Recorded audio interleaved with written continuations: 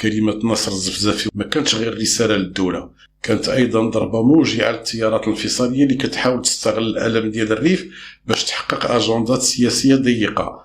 فاش تكلم ناصر على وحدة الوطن ونصرة القضايا العادلة، كان كيرد على كل اللي كيحاولوا يستغلوا قضية معتقلي الريف باش يروجوا لأفكار انفصالية ما عندهاش أي شعبية حقيقية في المنطقة. هاد التيارات الانفصالية بحال الحزب الوطني الريفي والقيادة ديالو كانوا كيحاولوا يستغلوا الوضع السياسي المتأزم باش يروجوا لخطاب الانفصال.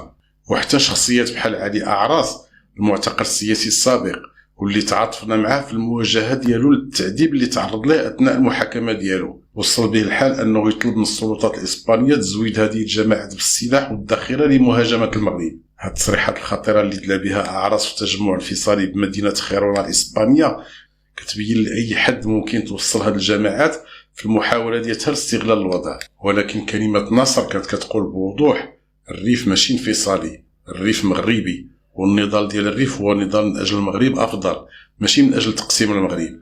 هذا الموقف الواضح والشجاع ديال نصر خلاها التيارات الانفصالية تحس بالإحراج الكبير، حيث الراجل اللي كان كيحاولوا يستغلوا القضية ديالته خرج وقال العكس تماما من اللي كانوا كيروجوا ليه.